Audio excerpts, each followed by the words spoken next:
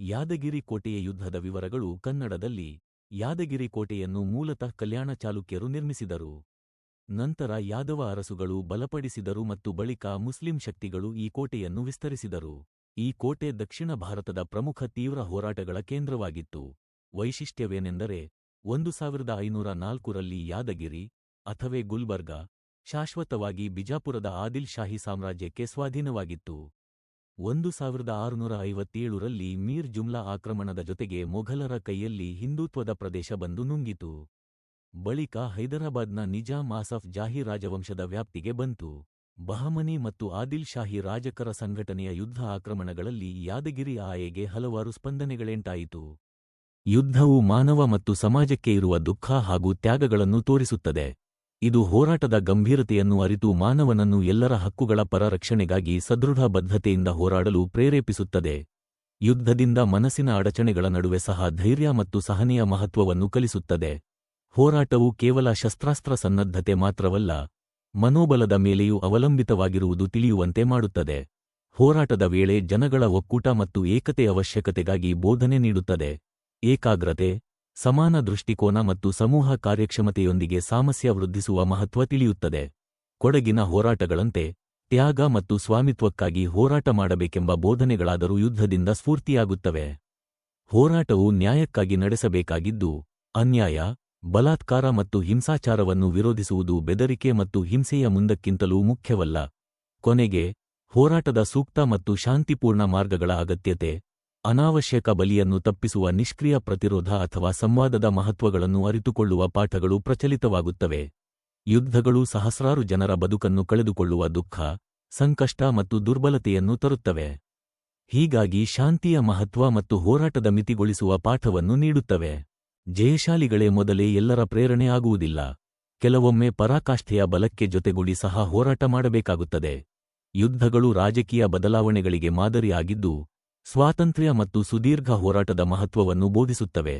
ಸಾಮೂಹಿಕ ಏಕತೆ ಮತ್ತು ಸಂಘಟನೆಯಿಂದಲೂ ಕೂಡ ಯುದ್ಧದಲ್ಲಿ ಯಶಸ್ಸನ್ನು ಸಾಧಿಸಲು ಸಾಧ್ಯವಾಗುತ್ತದೆ. ಏಕತೆ ಇಲ್ಲದೆ ಹೋರಾಟ ಅಸಾಧ್ಯ. ವಿಜ್ಞಾನ, ತಂತ್ರಜ್ಞಾನ ಮತ್ತು ತಂತ್ರಗಳನ್ನು ಹೋರಾಟದಲ್ಲಿ ಸಮರ್ಥವಾಗಿ ಉಪಯೋಗಿಸುವುದು ಅವರನ್ನು ಯಶಸ್ಸಿಗೆ ಕರೆದೊಯ್ಯುತ್ತದೆ. ಹೋರಾಟದ ವೇಳೆ ಧೈರ್ಯ ಮತ್ತು ಮನೋಬಲ ಕಳೆದುಕೊಳ್ಳಬೇಡದು. ತ್ಯಾಗ ಮತ್ತು ಸಮರ್ಪಣೆ ಬಹಳ ಮುಖ್ಯ. ಹೋರಾಟವು ಕೇವಲ ಭೌತಿಕ ಶಕ್ತಿಯಲ್ಲ, ಬುದ್ಧಿ, ಧೈರ್ಯ ಮತ್ತು ಸ್ಮರಣೆ ಬಲಗಳನ್ನು ಒತ್ತಾಯಿಸುತ್ತದೆ. ಇತಿಹಾಸದಲ್ಲಿ ನಡೆದ ಪ್ರಮುಖ ಯುದ್ಧಗಳು ಸಾಮಾಜಿಕ ನ್ಯಾಯ, ಸ್ವಾತಂತ್ರ್ಯ ಮತ್ತು ಅಧಿಕಾರ ವಹಿಸುವಿಕೆಯ ಹೋರಾಟಗಳಲ್ಲಿ ತಳಹದಿಯನ್ನು ಒದಗಿಸುತ್ತವೆ. ಯುದ್ಧದ ದುಃಖ ಮತ್ತು ಹಿಂಸಾಚಾರಗಳಿಂದ ಸಾಫಾಗಿ ಶಾಂತಿಯ ಮಹತ್ವವನ್ನು ಅರಿತುಕೊಳ್ಳಬೇಕು. ಹೋರಾಟ ಶಾಂತಿಪೂರ್ಣ ಹಾಗೂ ನ್ಯಾಯಮುಖಿಯಾಗಿರಬೇಕು. ಭರತಖಂಡವು ತನ್ನ ಐತಿಹಾಸಿಕ ಯುದ್ಧಗಳಿಂದ ಪ್ರಾಚೀನ ಕಾಲದಿಂದಲೇ ಪ್ರಮುಖ ರಾಜಕೀಯ ಮತ್ತು ಸಾಂಸ್ಕೃತಿಕ ಪ್ರಭಾವ ನಿರ್ಮಿಸಿತು. ಮೌರ್ಯ, ಗುಪ್ತ, ವಿಜಯನಗರ, ಮೊಘಲ್ ಸಾಮ್ರಾಜ್ಯಗಳ ಹೋರಾಟಗಳಿಂದ ಸಾಮ್ರಾಜ್ಯ ವಿಸ್ತರಣೆ ಮತ್ತು ಆಡಳಿತದ ಹೊಸ ಮಾದರಿಗಳು ಅಭಿವೃದ್ಧಿಗೊಂಡವು. 1757ನೇ ಸಾಲಿನ ಪ್ಲಾಶಿ ಯುದ್ಧದಿಂದ ಬ್ರಿಟಿಷರ ಧಾಕ್ಕಾವರ್ ಆದ್ಯತೆ ಭಾರತೀಯ ಉಪಖಂಡದ ರಾಜಕೀಯ. ಯಾದಗಿರಿ ಕೋಟೆ ಮೂಲತಃ ಕಲ್ಯಾಣ ಚಾಲುಕ್ಯರ ಕಾಲದಲ್ಲಿ ನಿರ್ಮಾಣವಾಯಿತು.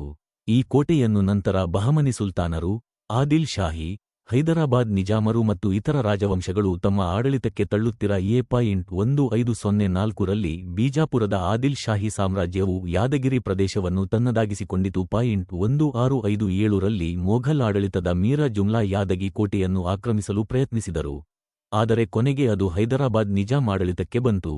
ಯಾದಗಿರಿ ಕೋಟೆ ತನ್ನ ನಿರ್ಮಾಣದ ತಂತ್ರಜ್ಞಾನದ ಕಾರಣದಿಂದ ಶತ್ರುಗಳ ಆಕ್ರಮಣಕ್ಕೆ ಬಹುಮಾನ್ವಿತವಾಗಿ ಪ್ರತಿರೋಧ ನೀಡಿತು.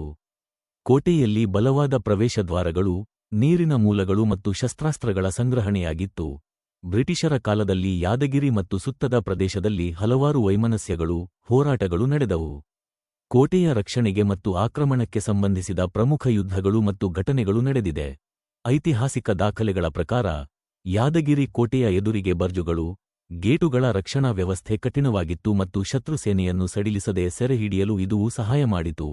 ಯಾದಗಿರಿ ಕೋಟೆ ಮುಂತಾದ ಹೊಡೆತ ಮತ್ತು ಯುದ್ಧಗಳಿಂದ ಈ ಪ್ರದೇಶವು ವಿವಿಧ ಶಕ್ತಿಗಳ ಅಧೀನಕ್ಕೆ ಬಂತು. ಹೀಗಾಗಿ ರಾಜಕೀಯ ಸ್ಥಿರತೆಯ ಕೊರತೆ ಉಂಟಾಯಿತು.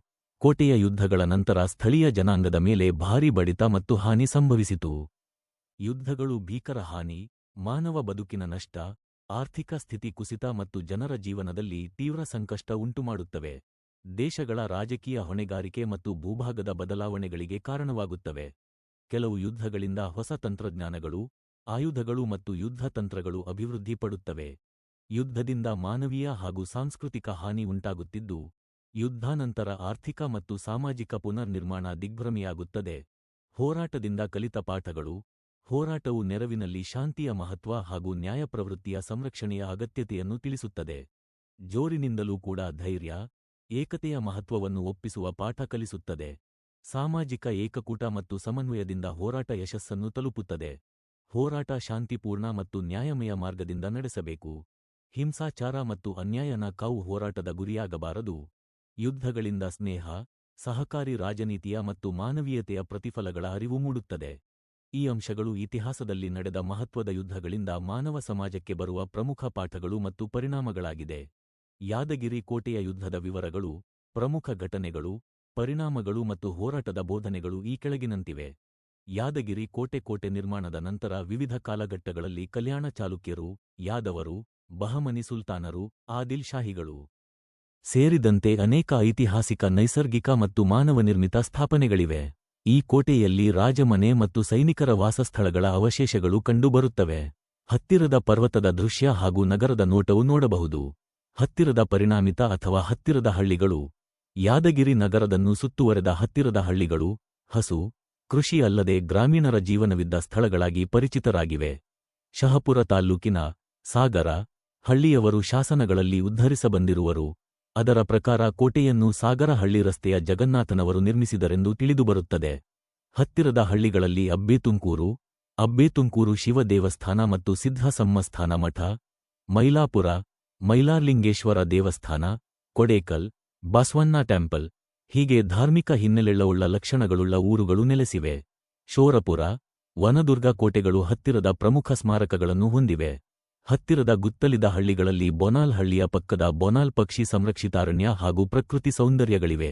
ಸಾರಾಂಶ: ಯಾದಗಿರಿ ಕೋಟೆಯು ಐತಿಹಾಸಿಕವಾಗಿ ಬಹುಮಾನ್ಯವಾಗಿದ್ದು, ವಿವಿಧ ರಾಜವಂಶಗಳ ಆಳ್ವಿಕೆಯಾಗಿದೆ. ಇದರಲ್ಲಿ ಧಾರ್ಮಿಕ, ಸೈನಿಕ ಹಾಗೂ ರಾಜಾಂಗಣದ ಸಂಸ್ಕೃತಿ ಸಂಗ್ರಹವಾಗಿದೆ. ಈ ಕೋಟೆಯ ಭೂರಾಜಕೀಯ ಮತ್ತು ಧಾರ್ಮಿಕ ಮಹತ್ವದ ಜೊತೆಗೆ ಹತ್ತಿರದ ಗ್ರಾಮಗಳು ಕೃಷಿ ಮತ್ತು ಧಾರ್ಮಿಕ ಕೇಂದ್ರಗಳಾಗಿ ಪರಿಣಮಿಸಿವೆ. ಯಾದಗಿರಿ ಕೋಟೆಯು ಕರ್ನಾಟಕ ರಾಜ್ಯದ ಯಾದಗಿರಿ ಜಿಲ್ಲೆಯಲ್ಲಿ ಇರುವ ಪ್ರಮುಖ ಕೋಟೆಯಾಗಿದೆ. ಇದು ಯಾದಗಿರಿ ಪಟ್ಟಣದಿಂದ ಸುಮಾರು 4 ಕಿಮೀ ದೂರದಲ್ಲಿದೆ.